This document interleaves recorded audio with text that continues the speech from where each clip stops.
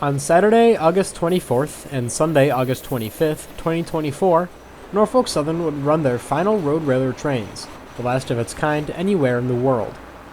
Our cameras would set out to document the two final trains and explore the former Wabash Main Line in eastern Indiana.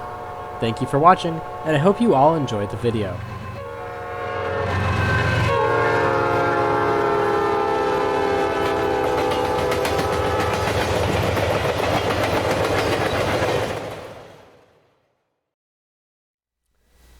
Some of you may be asking yourself, what exactly is a roadrailer? A roadrailer is a specifically designed truck trailer that rides on both the road and the rail, without using a flatbed train car to haul said trailer over the railroad. The idea behind roadrailers, and bimodal transportation in general, was that it would reduce the cost, weight, resistance, and fuel consumption that a normal intermodal train would. More modern and conventional intermodal services, often referred to as trailer on flat car, require heavy-duty cranes to be able to lift trailers on and off of train cars. With roadrailers, these big cranes are no longer a need, as trucks with these specially designed trailers can simply drive up to the train and, by way of fifth-wheel coupling, can operate as a whole on railroad lines. These trains were a common sight across the United States until 2016, when Norfolk Southern cut back roadrailer operations due to several factors, including equipment age. This cutback removed all but one pair of trains, which continued to operate between Kansas City and Detroit until recently. Utilizing the former Wabash Railroad mainline through Indiana, Norfolk Southern trains 255 and 256, now the 251 and 252, carry auto parts that are used by Ford Motor Company's Kansas assembly plant, that build many of the vehicles we can see on the road nowadays, such as the famous F-150 pickup truck and the Transit Connect van. We set out to Indiana on the afternoon of August 24th to hunt down the final eastbound Roadrailer train, number 256. We set up our cameras alongside Boone's Curve Road, just north of Delphi, Indiana. Before the final 256 would reach us, NS-36N makes its presence known, with ST-70 ACE 1184 in the lead.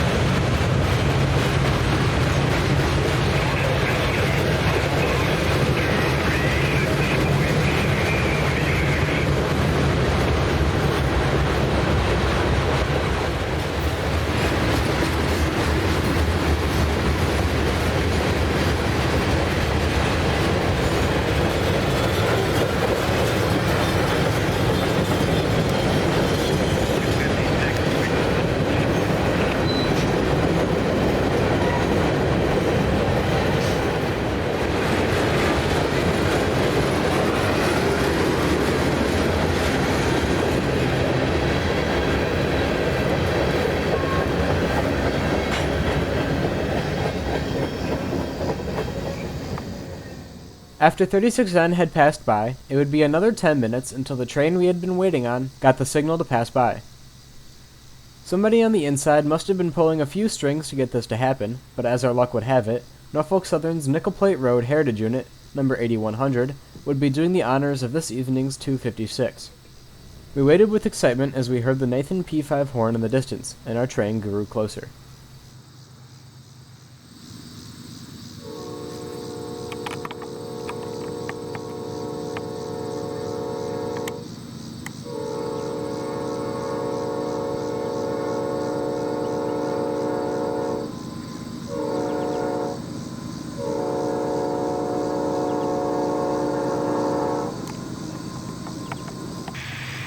Norfolk Southern, milepost 236.7, no defects.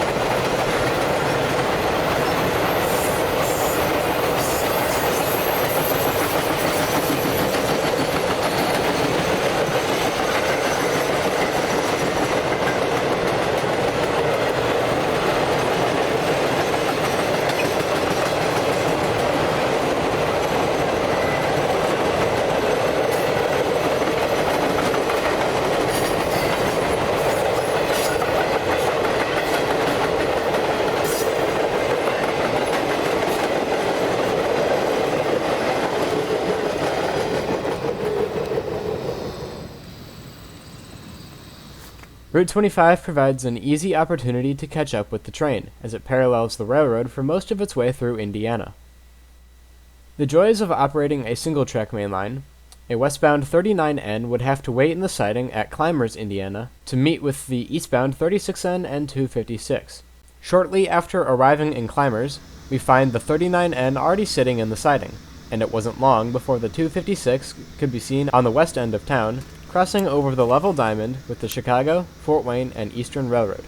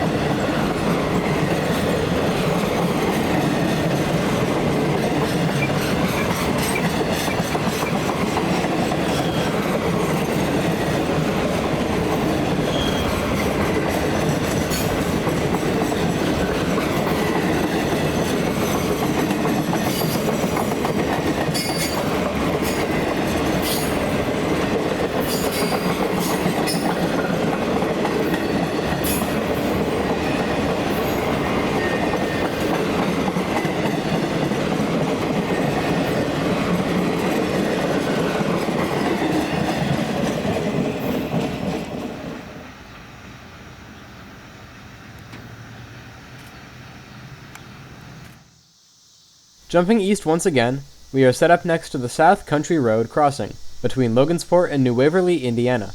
This road passes through the middle of the siding, named Sycamore. We arrive to an approach signal, which lets us know that we haven't missed the train yet. Soon, that signal improves to a high green, as 256 flies towards its temporary stop in Peru, Indiana. Milepost 215.2, no defects.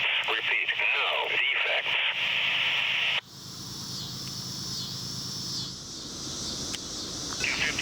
Clear Sycamore.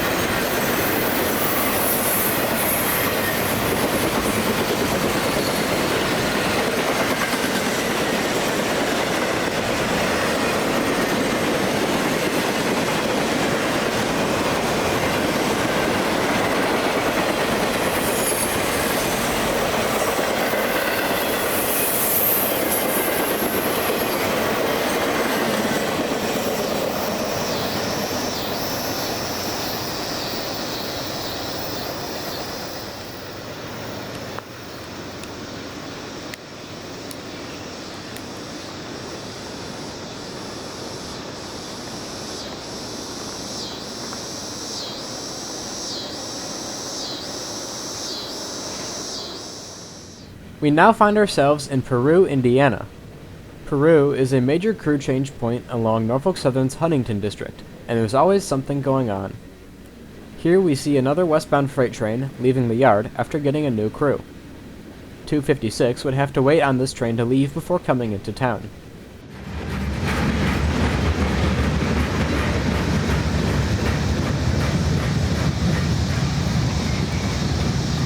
You want a free end of train device? Sitting in the yard is Norfolk Southern's newest specialty locomotive, AC-44C6M 4822, which pays tribute to the hard-working men and women of the railroad, with "Thank you to our railroaders" stenciled on the front of the locomotive, as well as a very unique red striping on the nose and sides of the locomotive. Because of how full the yard is, 256 would have to change crews just west of the yard, instead of pulling through it like they normally would do. During this time, Norfolk Southern Train 16E would arrive into the yard and await its new crew as well.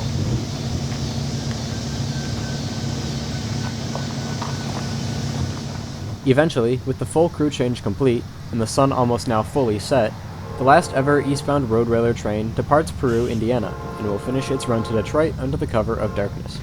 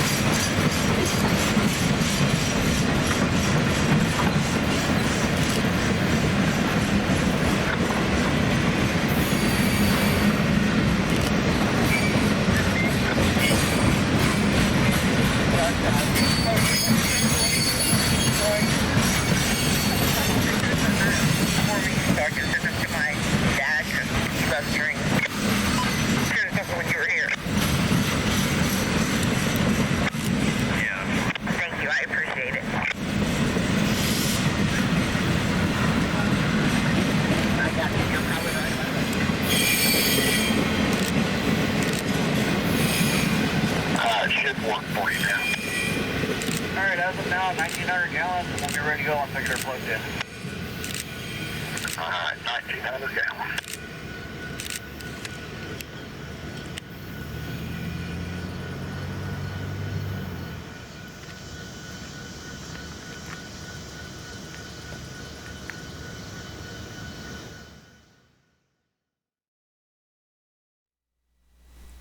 The next morning, Sunday, August 25th, we get trackside just as the sun begins to rise. We sat at Control Point Martinez, on the east side of Huntington, waiting on the westbound 255, the last westbound Roadrailer train, and the final one ever at that. After a while of sitting there, with nothing going on, we got word that 255 had stopped in the siding at Sierra, which is just north of Roanoke, Indiana. A quick drive in that direction led us to our train. In the lead of this morning's 255 was a C44-9W number 9936. It was sitting here in the siding due to some congestion over near Wabash. Once things had cleared up there, the signal at Sierra turned yellow for an eastbound manifest. That train would wind up being 38N and would show up around 20 minutes later.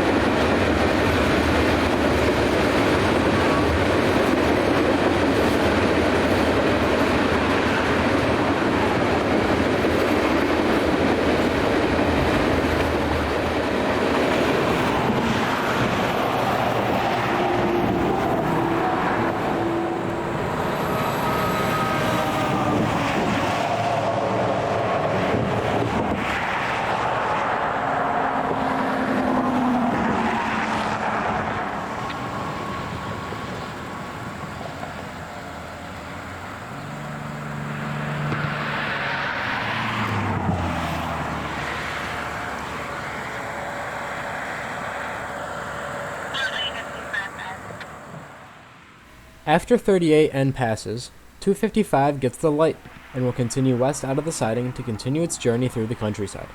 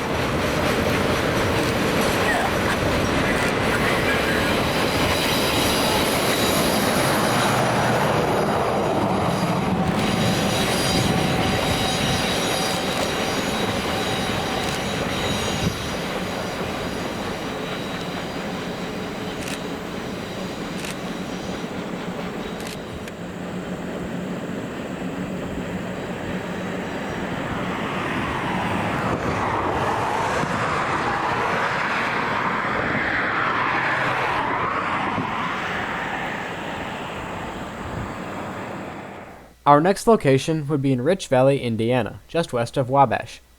Located in a field here are multiple railroad artifacts, which are under private ownership of the Fort Wayne Railroad Historical Society.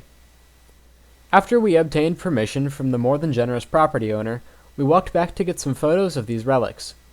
Among them was a Louisville-Nashville pollution control car,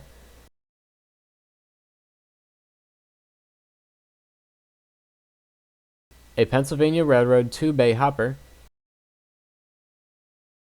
and 3 40-foot boxcars, one of nickel plate road heritage, one of Wabash, and another of the L&N.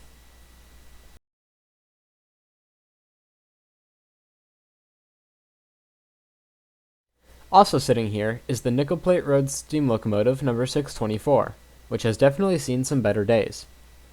A 1922 built Mikado steam engine, 624 served on the nickel plate until 1955, when it was retired from service and donated to the city of Hammond, Indiana.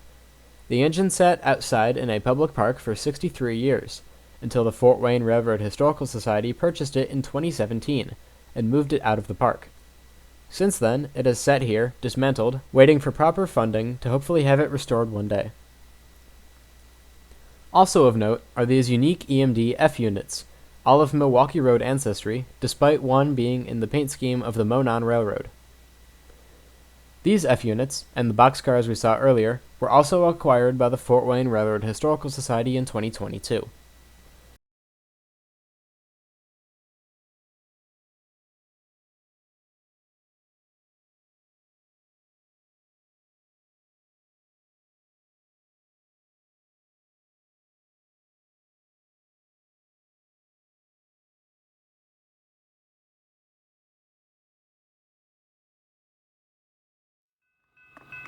Moving back to the main focus of this video, the Roadrailer is barreling down on us, not wasting any time to get to Peru.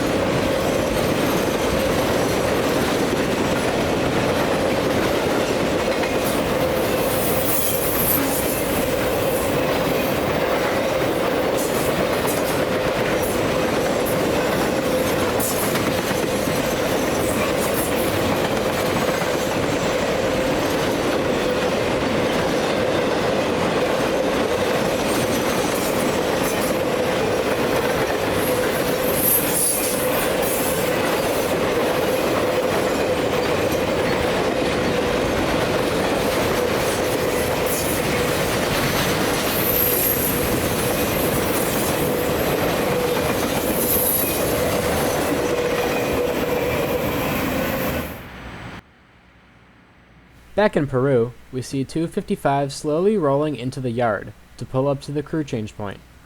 This would be where the crew from Detroit ends their long morning of work, and the new crew will get on to take the train all the way to Kansas City.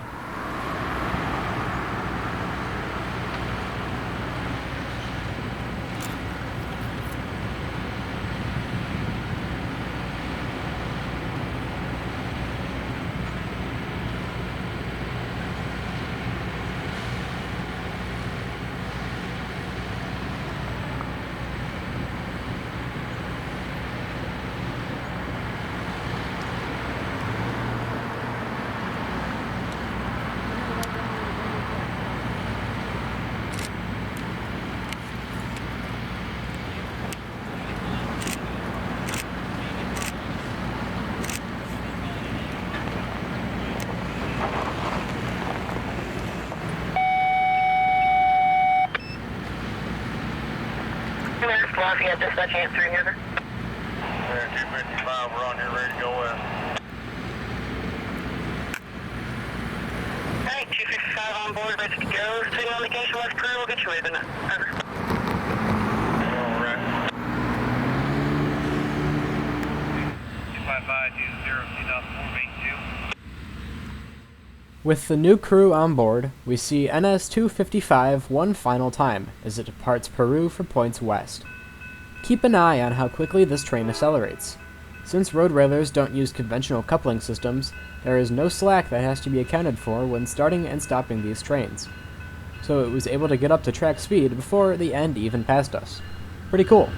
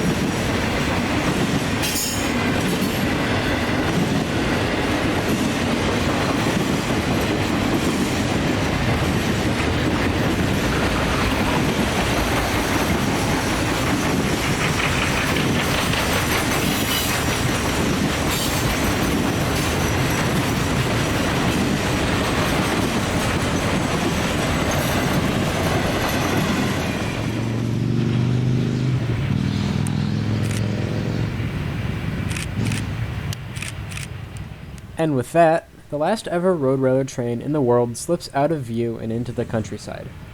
I would like to give a big thank you to my mom for making this trip possible, and my friends Christian and Hagan for the amount of help during my time here.